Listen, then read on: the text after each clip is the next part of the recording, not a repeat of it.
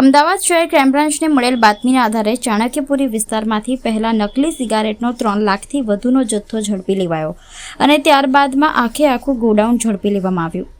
આ મામલે અરુણ ગુપ્તા, સચિન ગુપ્તા અને સુજીત પોદ્દાર નામના 3 યુવકોને પકડવામાં આવ્યા છે. તેઓની પાસેથી નકલી સિગારેટ, બીડી, અમૂલ અને સાગર ઘી, પાન મસાલા, એવરેસ્ટ ચિકન અને મીટ મસાલા, જલારામ મસાલા, નેસ્કેફે કોફી, તાનસેન પાન મસાલા, ફેવિક્વિક, હાર્પિક ટોયલેટ ક્લીનર, વાઘ બકરી ચા, ટાઇડ, એરિયલ અને Surf Excel washing powder, shampoo તથા અન્ય નકલી ચીજવસ્તુઓનો જથ્થો મળી આવ્યો છે. અંદાજે 15 થી 20 લાખની કિંમતનો નકલી માલ કબજે કરી ક્રાઇમ બ્રાન્ચે તપાસ કરતા જાણવા મળ્યું કે આરોપીઓ છેલ્લા 2 વર્ષથી અમદાવાદના બજારમાં આ નકલી ચીજવસ્તુઓનું વેચાણ કરીને આર્થિક ફાયદો મેળવતા હતા. તેમજ રાજસ્થાનમાં આ તમામ નકલી વસ્તુઓ તૈયાર કરવામાં આવતી હતી. જોકે ગુનામાં સંડોવાયેલા અન્ય આરોપીઓ પકડાયા બાદ આખા રેકેટમાં મોટો ખુલાસો થઈ શકે છે. તેવામાં હાલ તો ક્રાઇમ બ્રાન્ચે કોપીરાઇટનો ગુનો દાખલ કર્યો છે. વધુમાં હેલ્થ વિભાગને જાણ કરી મળી આવેલી નકલી ખાદ્ય પદાર્થના સેમ્પલ તપાસ માટે મોકલવાની કાર્યવાહી શરૂ કરી છે.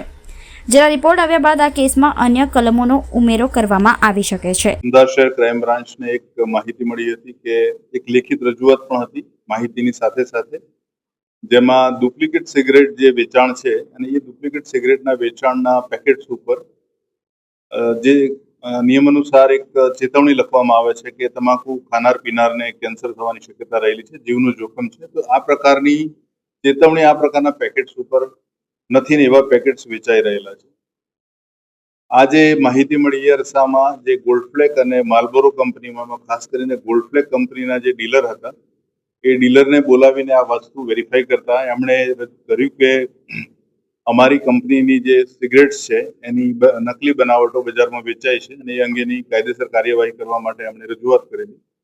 અને જે એક ચોક્કસ નંબર અમને મળેલો એ નંબર ઉપરથી એક ડિકોય ગોઠવવામાં આવી અને ડિકોયમાં પ્રથમ તબક્કે જ 2 આરોપી પકડવામાં આવ્યા, અરુણ કુમાર ગુપ્તા અને સચિન ગુપ્તા. આ બંને ભાઈઓ છે અને ચાંદલોડિયા ખાતે રહે છે અમદાવાદ.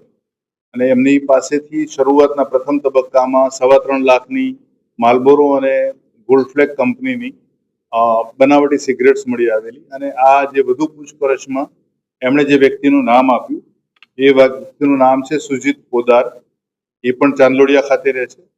અને સુજીત પોદ્દારની જે તપાસ કરી તો એણે જે ત્યાં ગોડાઉન રાખ્યા હતા ગોતા રેલવે ઓવરબ્રિજ જે છે, રેલવે ક્રોસિંગ ઓવરબ્રિજ, એ વિસ્તારમાં એના 2 ગોડાઉનમાં ત્યાં રેડ કરવામાં આવી.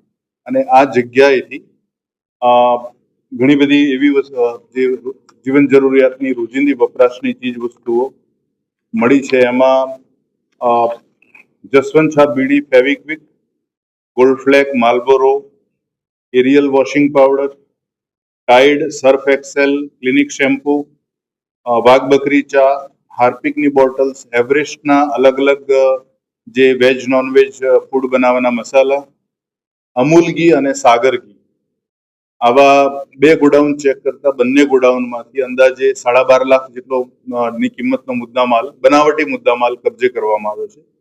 હાલ 3 આરોપીઓની વધુ પૂછપરછ ચાલી રહેલી છે. અને આ જે વધુ પૂછપરછમાં જે પ્રકારે માહિતી મળી એ પ્રકારે આ જે 2 જણા જે છે, અરુણ ગુપ્તા અને પ્રકાશ ગુપ્તા, સચિન ગુપ્તા, બંને ભાઈઓ માત્ર જે બનાવટી ગોલ્ડફ્લેક અને માલબોરો સિગરેટ્સ છે એની ડિલિવરી કરતા હતા. જે પણ કોઈ ડિમાન્ડ કરે તો એ એમને ત્યાં ડિલિવરી પહોંચાડતા હતા.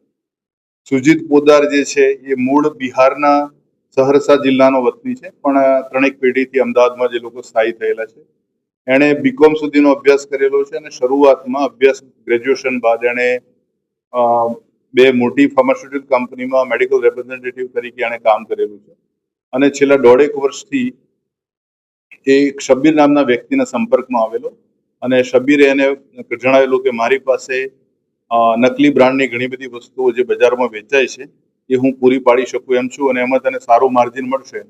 એટલે એ ઈરાદાથી એણે એની સાથે માલ લેવાનું શરૂ કર્યું. અને મુખ્યત્વે જે આ મુદ્દામાં આ જે